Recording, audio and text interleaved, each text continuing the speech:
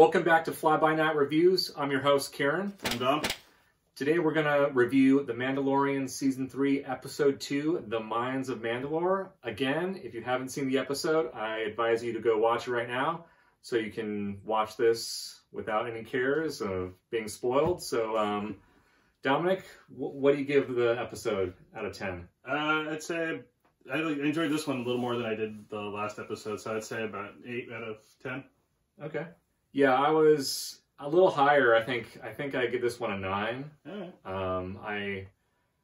I was kind of worried when the episode started because it went back to Tatooine. Yeah, is that Tatooine? Was that Tatooine? Okay. Yeah, Tatooine yet again. And it was that tinkery lady, and it was very cutesy, and kind of was like, oh man, like, don't tell me it's going to be another one of those episodes. But the moment, he kind of like, got the droid and like took off, was like, I was like, when they get to the Mandalore planet, I was like, okay, cool. It's like, this is what I'm talking about. And yeah, great. They're not going to stretch this out forever. Yeah, exactly. And it also, like, the scene when they kind of fly to Mandalore reminded me of like Prometheus. I don't know if you've seen that movie.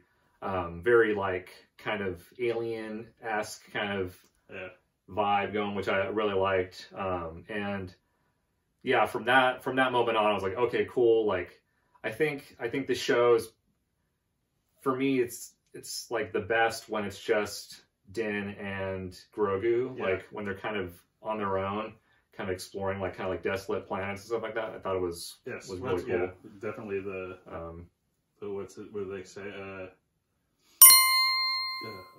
Never mind. Yeah, it felt like it kind of Lone Wolf and Cub. That's what they keep. Yeah, exactly. And so it was kind of like, okay, this is what I was expecting. Like, I kind of wish this was like the first episode. If this was the first episode, it would have been like, okay, cool. But now I'm kind of getting the whole thing. They have a lot of stuff to address for people who didn't watch Book of Boba Fett. So now they can start getting into it. But like I said, I was really happy that they just kind of went to Mandalore. They didn't kind of stretch it out through a few more episodes to get there. Yeah. I definitely, like, this whole episode in general was like, there was like a lot crammed in, like, it's just like time went by really quickly. Like, there was like these they didn't really drag it on, which was kind of nice. But what did you think of the like cave creatures? Yeah. Like, that kind of threw me off a little bit because I wasn't really expecting that. Like, I don't know if you've ever watched it, but there's a movie from the 60s, The Time Machine. Okay. And there's these characters called Morlocks that lived under the underground, and that's exactly what they reminded me of. I mean, they had a slightly different design, but yeah, they were very reminiscent of the Morlocks. So it's like, oh, okay, that's cool. Yeah, because I think I remember in the teaser trailer too, like, because sometimes you watch a teaser trailer and you don't, obviously you're watching the show and all of a sudden it's like, oh yeah, I forgot there was a scene, and but yeah, I thought that was really cool, very reminiscent of like, there's a movie called The Descent. It was like, I don't know if you've ever seen it. It's like an old horror movie that like these like kind of like cave dwelling creatures were in it, and pretty. But I thought it was good. I thought it was definitely a cool surprise. And then that scavenger cyborg thing. Yeah, at first I was like, that was freaky. Is that General Grievous, like, back from the dead or something? Like, they bring him back, because it almost had that kind of. Yeah, it did definitely harken back to the whole General Grievous thing. Even that weapon that he had. I know I saw something about like guards. His guards that he had similar weapons too. So it's like, oh, okay. Yeah, I was also like counting his arms to see like, oh, does he have like the multiple arms? And yeah, that was sort of like, that was. And then to be honest, the episode was kind of like dark. Like, I mean, I know they were in a cave, but I was also watching it, during the day, so there was a lot of glare. But like, it was like really dark, where I was like kind of close the curtains and sort of do this, like almost to like kind of see what was going on. But we also thought the cool scene was when he whips out the freaking the Darksaber. The Darksaber. Yeah. And I forgot that it's like since, you know, it's so powerful that it's like, it's almost like carrying like a huge weight around, and it was sort of like, you know, he uses almost like a broadsword or something. And he's still showing that he hasn't really had much training with it. Yeah. Yeah, almost like... Because, you know, then Bo-Katan gets it for a little bit, and she can wield it so much more effortlessly than he can. Yeah, that was another thing, kind of like, you know, him getting caught by that mechanical thing, which was like, again, being really dark. I didn't really know what happened. It was just like, all of a sudden it was like, okay, he's like trapped in some kind of cage thing. And then he's all like telling Grogu like, oh, you know, go get Bo-Katan or whatever. And another cool thing, I think this may have been like the first time I've watched like Grogu actually kind of like be on his own, like kind of. That's true. He almost felt like he was not just a side character, but his own character this episode. Or being something that needed to be protected. Yeah. And also, like, kind of going back to the beginning, did he speak? No. Because, like... It didn't sound like to me, it didn't sound like he spoke. Yeah.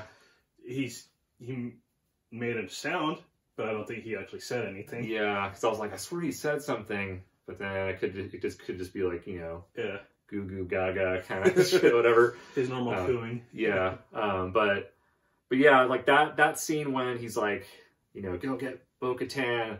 I was like how close is that planet? Like I'm about to die right now. I'm just like, hey, just go get Bo-Katan. That was a little odd. I was like, I kind of thought like maybe he'd be already dead by the time he got back, but apparently it was like he was back at Bo-Katan's like palace, like no time at all, and she was still chilling on her throne, you know. Yeah. But that was cool. Like I kind of liked how she went and helped, and you know, finally got to see her like wielding the dark saber, and I definitely like the dynamic between her and Din, like, because like obviously she's a Mandalorian too, but she's sort of like a different sect of Mandalorian. Yeah, she's more of a like, I don't believe in all that kind of you know, kind of the lore or whatever. And he's like the opposite, obviously. Super devout. Yeah, and then of course the like, you know, after she helps kill that monster or whatever, which is kind of interesting. Like she stabbed him, and then the like head kind of came off. So I guess the creature's only like, you know, yay big. Yeah, and I think it's just like probably a brain and part of a face. Yeah, and then, you know, got into that larger kind of machine, and like a crab.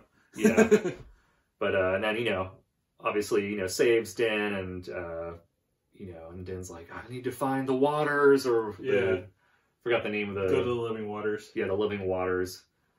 And I was like, you know, part of me was just like, okay, so he goes to the waters and he bathes in the water or whatever. It's like, how is he going to prove that he was even there to like the other Mandalorians? You know what I mean? Like, so, and that was another like interesting, like he's like taking, I thought he was going to actually like strip down, like take off his helmet and his, all that stuff. But then like he just straight up like just took his cape off and his like weapons. His jetpack, But then he like goes into the water and just like sinks, and then I forget, oh yeah, that like Beskar stuff's probably pretty heavy. Yeah.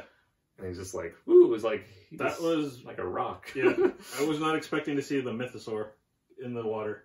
Yeah, see, I had to go, because when I saw that creature, I was like, oh crap, is this another like creature that's going to try to eat him? And then nothing happened. So I was like, okay, and then I went online and was like, what was that creature in the water? And I was like, mythosaur, and I guess it's that like creature that's on there. Yeah, it's the skull is of the mythosaur. Yeah, mythosaur is on the Love the Mandalorian stuff. I'm guessing it's kind of like a mastodon or something, kind of like creature or whatever. I mean, you know, it's underwater though. But yeah, so that was kind of like, you know, I was like, oh cool, like another kind of creature I wasn't familiar with. Like I didn't really recognize, because it was very dark in the underwater, you know. But you know, I was like, okay, that makes sense. It's like that's what they have on their armor. And yeah, I was wondering if they were ever going to show a mythosaur, just try to create a character or a creature just out of that kind of vague skull pattern that they have. So, oh yeah, was that something that like George Lucas had thought up, or was it something that the show was like, hey, let's... No, I think that's been an in-canon thing for a while. Okay. Yeah. Right. Yeah, I mean, I thought that's cool, and it kind of, you know, again, this episode, you know, was a lot more just kind of focused on, you know, it was very, like, it wasn't like just going from planet to planet. It was like they went here, and then they kind of... It was a much more focused story, or yeah, much more focused storytelling than it was for the first episode. Yeah, it's definitely liked it a lot more than the first episode, but I'm kind of looking forward to the third one, of course. Let's see what happened next. But yeah, anything else you want to add? Like, I thought it was really cool, just like looking at the whole like decimation of Mandalore. Oh just, yeah, like that civic center building, and how huge it was, and just it was really great design. And kind of, I never really watched the Clone Wars that much, but just I've seen a lot of the images from that, and it's like, oh, okay. Oh, like when the city was sort of like not vibrant, like yeah. not run down or whatever. Yeah, yeah. So it definitely gives you like you see it. Yeah, it's just a stark contrast from like people in it, and then just a ghost town. Yeah, I kind of like the green. Like, see, I'm all visual. I'm like, oh, like I like that green kind of rock. Like, it almost reminds me of, like, kryptonite. Oh yeah. Or like all this the Fortress of Solitude kind of. I think that what they were saying, that was because it was a desert planet, and then all the fusion bombs kind of just turned the surface to glass. Yeah, so I thought that was cool visually. But yeah, man, I think I like this episode a lot, and like I hope it kind of keeps going with just him and Grogu would be cool. But yeah. Well, that's it, guys. I hope you liked the video. As always, if you liked it, be sure to subscribe, leave a comment, let us know what you think of the show so far, and just feel free to chat with us. We'd love to hear from you. On that note, I will see you next time. Later. Talk to you soon.